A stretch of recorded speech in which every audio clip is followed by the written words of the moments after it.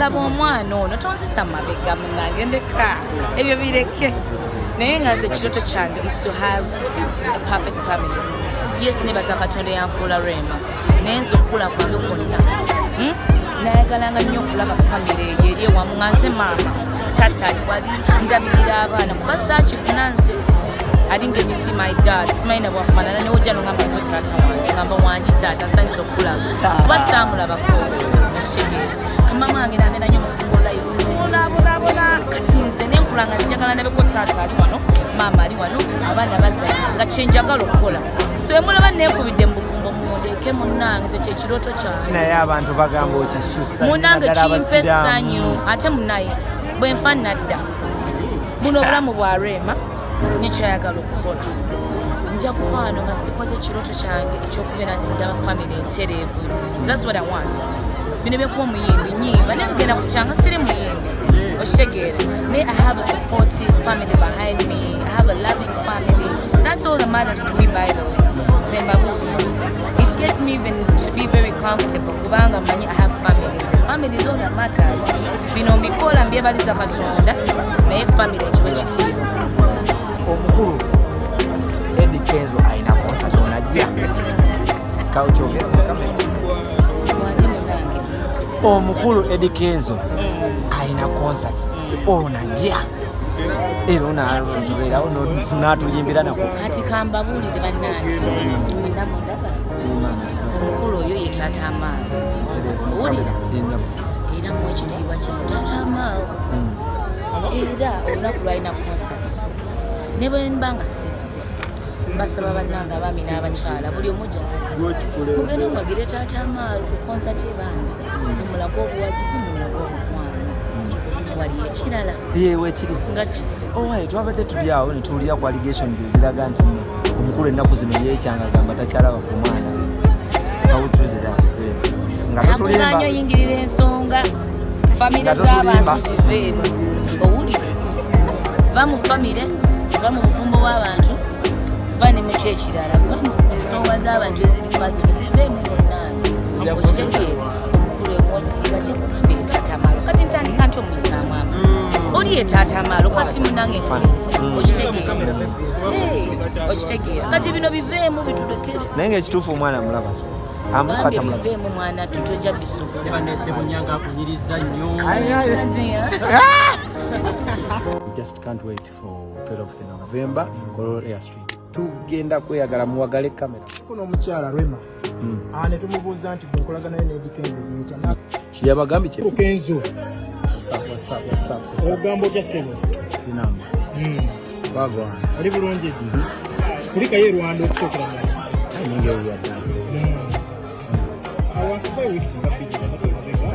Kulisaayo. Tukusanze ku video shoot onakulwaleero. Baluyita batya? Tubiddemu alongside Karo Kasita nga eriko limited edition by Karo Kasita. Limited edition. Mukwatagana mutya ne Karo yali akola album ye nankubira nga neetagambeeko. And she's a good friend of mine, so nsalawo mubeerewo. Balutadde okuluta lwadde abantu balusuubira eddi because oluyimba lulungi. Karo yajja okusalawo. Twakoleko mu kivulo ekimu muganda wange ng'ogaba engatto. Ki ekyakuleetedde ekintu ekyewakozesa? Engatto ezo ndigabanga ezo. Baza abawagizi bantu baffe nnyo bwe batubeezaawo, so bw'oba naawe olina kyosobola osharinga naye oyinza obutasobola kuwa buli muntu naye bw'owaako omu that friendship oluganda muzaŋŋanda omukwano ku sharing. Specifica olina gwe walonze ngwadde bazikaayanira bangi nosonga omuntu nti gwe anti tosobola kuwa bangi oba omutima gwe ogugambe nti woyo ekyojali kukugamba. Anasomako posti yo ku Facebook ng'ogamba nti ogenda tutandika okuyimbira Abannayuganda kadongo kamu nti kadongo kamu abantu bamwerabidde ate nga alina ye music gitwakulirako alina message. Buli music aba ne message naye kwegamba kadongo kamu is a culture. and we have to respect the culture. That's where we come from. That's where our inspiration comes from. That is us. It's describing who we are, you know. Nadala for abantu abakulidde wano mu central ekyo kyetumanyi. So ebiseera ebisinga kiba kirungi ne tukuuma ennono. You understand? Olimba lufuluma nalumaze n'oddumala by the way kandabe one of tumalirize bino nakiri kijja kujja naye nga olwere bawedde abantu abagenda kugamba nti ate kati oli loko nnyo ate nza okubeera loko era wano ndi loko ate nyinza okubeera international mu Uganda mu Uganda mba loko bwenfuluma nemba international.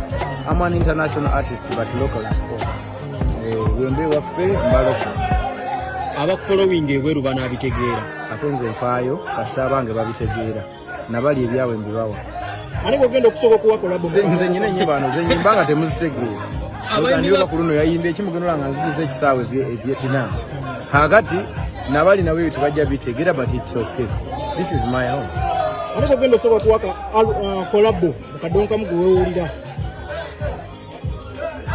nagambye ngenda kuyimba oluyimba lwa kadonkamu era naluyimbye keep on inspire okulaga abantu bali nti kadongo kamu si kyakuswavu kaswazi muyimbe kubanga bamunyumbi bajje bali bangi nanange mwendi owekitegedde ebyo byetukuba raga tukuba biki ne tulina bazeeyi baffe abakuzeekuzeemu nga message ennungi bazirina ez'okubuulira eggwanga naye balowooza ekintu ekyo kyaggwako sitayiro teggwangako emisitayiro kaddu ate era nenkubiriza n'abavubuka basobola okumuyimba nabo bamuyimbe tebatyamu bukiswazi.